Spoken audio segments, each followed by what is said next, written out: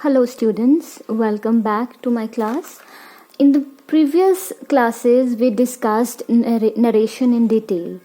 There were some topics left. I am going to cover them in this class, and today we will finish with the topic narration. Okay, so first topic for today is exclamatory sentences. Exclamatory sentences are the sentences that express joy, sorrow, surprise or pain, etc. Okay, so Jin sentences में आप कुछ express करते हो, कुछ extreme आपका कुछ reaction होता है, ठीक है. For example, he said, alas, I am ruined. Okay, so ये जो word है, this alas, it expresses sorrow. Okay, तो या sorrow express करता है. तो ऐसे sentences, इनको क्या बोलते हैं हम? exclamatory sentences. और इनके पीछे क्या आता है? sign of exclamation आता है. ये होता है sign of exclamation. ठीक है. so how do we change these sentences? एक तो बेटा जब कुछ जैसे वर्ड, ऐसे वर्ड्स यूज हों, alas को आपको क्या करना है?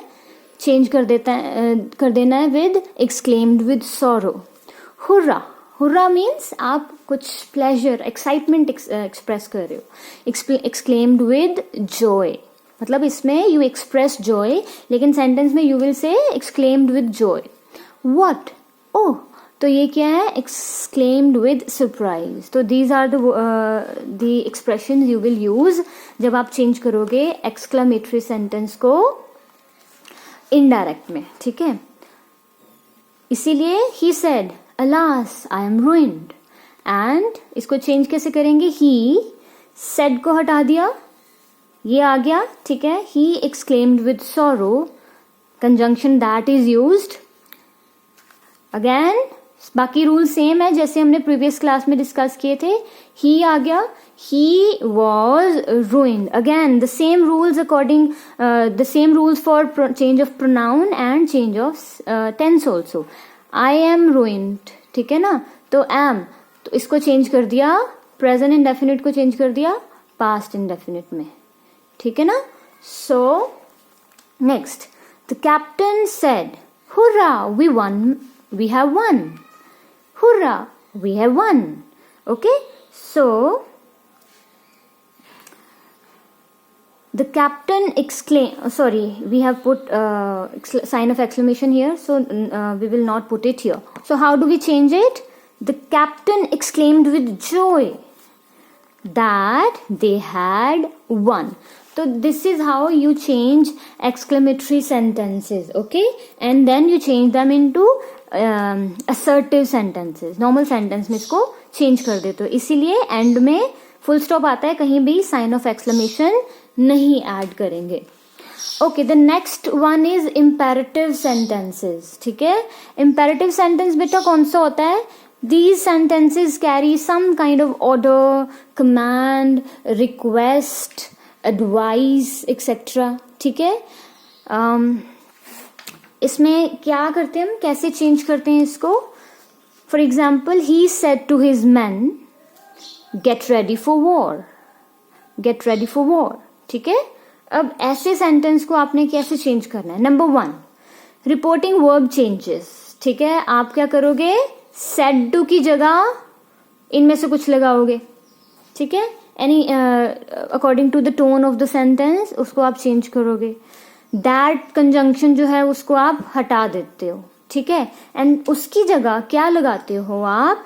You use N infinitive. Infinitive क्या होता है बेटा? दो तरह का होता है, एक बेयर इन्फिनिटिव, एक टू इन्फिनिटिव. यहाँ पे हम लगाएंगे टू इन्फिनिटिव. इतना समझ लो, टू इन्फिनिटिव का मतलब क्या होता है? ये टू मतलब TO2 प्लस वर्ब की फर्स्ट फॉर्म. ठीक है ना. So let us solve this. he said to his men, get ready for war. he said to, जैसे कि हमने कहा था, we remove reporting verb. Reporting verb मतलब said को हम चेंज कर देते हैं और उसकी जगह लगा देते हैं. अब यहाँ पे get ready for war, कोई बोल रहा है तो वो कमांड कर रहा है ना, यहाँ पे टोन से पता चल रहा है. वॉर के लिए तैयार हो जाओ. So it can not be a request obviously, right. So this is a command.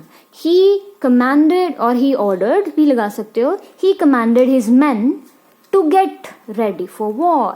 अब यहाँ पे टू गेट क्या है, दैट की जगह पे हमने टू गेट लगा दिया जो कि एक इन्फिनेटिव है. टू इन्फिनेटिव है. यहाँ पे है ना TO2 साथ में गेट. गेट क्या है, वर्ब है. वर्ब की फर्स्ट फॉर्म लगा दी हमने. To get ready for war. Rest remains the same. Let us see more examples to make this clearer. Mohan said to Raj, please help me. अब ये बड़ा बेसिक सा एक क्यू है बेटा. जब प्लीज लगा है तो जाहिर सी बात है ये रिक्वेस्ट ही होगा, है ना. सो मोहन रिक्वेस्टेड, सेड हटा दिया. सेड टू की जगह हमने टोल्ड नहीं लगाया, यहाँ पे रिक्वेस्टेड ही लगाया, ठीक है. So Mohan requested Raj to help. ये क्या है, to infinitive. To plus verb की first form. To help him. Him कैसे प्रोनाउंस तो वैसे ही चेंज होंगे, ठीक है. Now he said to me trust in God. अब ये it is a kind of an advice, right. So he advised me to trust, infinitive, to trust in God. So this is how we change imperative sentences. Okay, क्या करेंगे हम. Number one, we remove that. We change reporting verbs said into these, any of these according to the situation. ठीक है. Okay, and we use infinitive. Infinitive क्या होता है, to plus verb की first form. Now the next category, interrogative sentences. What are these? These are basically the question sentences, है ना, जिनमें आप क्वेश्चन पूछा होता है. कैसे चेंज करते हैं हम इसको. The teacher said to me, are you feeling well today? The teacher said to me, are you feeling well today? तो इसको कैसे चेंज करेंगे हम. नंबर वन, से या सेड जो है वो चेंज हो जाता है आस्क या फिर आस्क्ड में. दैट जो कंजंक्शन है इट इज रिमूव, उसको हम यूज नहीं करते हैं. एंड अगर सेंटेंस में ये कुछ भी इनमें से लगा हुआ, कोई भी helping verb, do, does, is, am, are, was, were, can, may, okay, will, shall, had, have, has, इनमें से कोई भी हेल्पिंग वर्ब अगर लगा हो तो उसको हम किसके साथ एक्सचेंज कर देते हैं, रिप्लेस कर देते हैं, इफ या फिर वेदर के साथ. ठीक है. Late us see how it works. The teacher said to me, are you feeling well today? अब ये क्लासिक इंटरोगेटिव सेंटेंस है क्योंकि हेल्पिंग वर्ब बाद में आता है ना यहाँ पे क्वेश्चन वाले में. लेकिन जब हम इसको चेंज करेंगे, हम इसके इंटरोगेटिव सेंस को फॉर्म को चेंज करके असर्टिव में कर देंगे. मतलब ये हेल्पिंग वर्ब बाहर नहीं आएगा, पहले नहीं आएगा, असर्टिव बना देंगे. कैसे? द टीचर, जैसे कि आई टोल्ड अर्लियर, सेड को हटा के आस्क्ड कर दिया. द टीचर आस्क्ड मी. इसके बाद दैट नहीं लगाया हमने, इफ लगाया. इफ लगा के वी रिमूव दिस, आर को हटा दिया. ठीक है. आई कैसे लग गया? सी अगेन यू है यहाँ पे, वो बाकी बेटा सेम है प्रोनाउन के रूल्स. अब यू है, मी को बताया था तो जाहिर है इसके अकॉर्डिंग जो है ऑब्जेक्ट सेकंड पर्सन है ना यू, तो ये किसके अकॉर्डिंग चेंज होता है? याद है पिछली क्लास में हमने डिस्कस किया था, it changes according to the object of the reporting verb. तो ये सेम रूल्स हैं. I am not going into those details because we have already discussed them. Okay. So are you, you की जगह इसके according subject बन जाएगा आई, है ना. I was feeling well today. Question mark हटा दिया, इसको इंटेरोगेटिव से इंसर्ट असर्टिव बना दिया, नॉर्मल सेंटेंस बना दिया. The teacher said to me, are you feeling well today? The teacher asked me if I was feeling well today. Full stop. One more example. I said to her, do you want my help? I said to her, do you want my help? I asked her if, do हटा दिया, if she, again you according to this, her से बन गया she. I asked her if she wanted my help. So this is how we change interrogative sentences. अब interrogative sentences बेटा ऐसे भी होते हैं जिनमें are you, do you, will you ये नहीं लगा होता, लेकिन WH words लगे होते हैं, ऐसे वाले है ना, when, which, where, what, why. अगर ऐसे सेंटेंस से स्टार्ट हो रहा है आपका सेंटेंस, इंटेरोगेटिव सेंटेंस, तो वो क्या होता है, रिमेन्स अनचेंज, उसमें कोई चेंज नहीं आता, आप इसको हटाते नहीं हो. इसमें हमने क्या किया था, आर, डू, हैज, हैव हटा दिया था. इसमें it remains unchanged, it is not removed. कैसे? He said to the old man, comma, inverted comma start, what do you want? ठीक है, what do you want? तो इसको कैसे करेंगे सॉल्व? सबसे पहले वही सेम, he said की जगह सेम इंटेरोगेटिव वाला रूल, asked आ गया. He asked the old man. यहाँ पे हमने क्या कर दिया, if नहीं लगाया, जो ये वर्ड है ये वैसे ही आ गया, what हमने नीचे ले आए वहां से.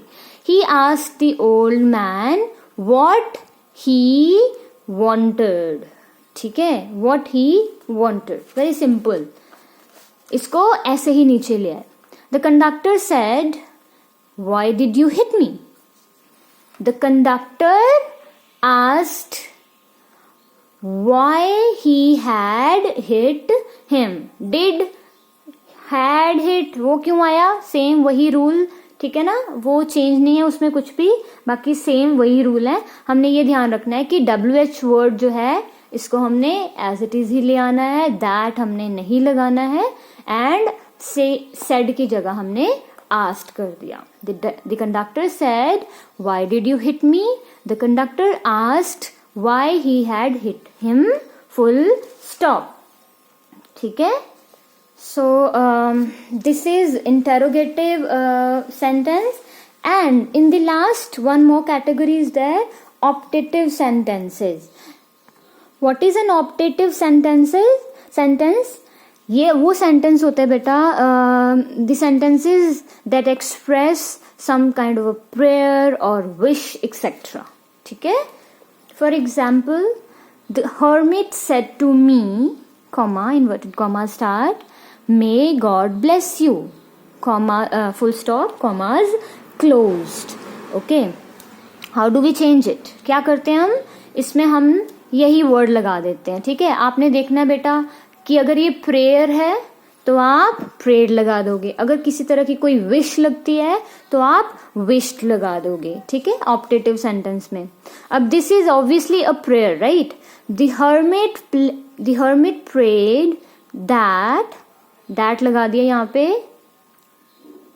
गॉड यहाँ पे आ गया, मे से माइट बन गया. ये हमने बेटा डिस्कस किया था पहले, याद है, in the beginning class we discussed कि मे जो है वो माइट हो जाता है इनडायरेक्ट में, राइट.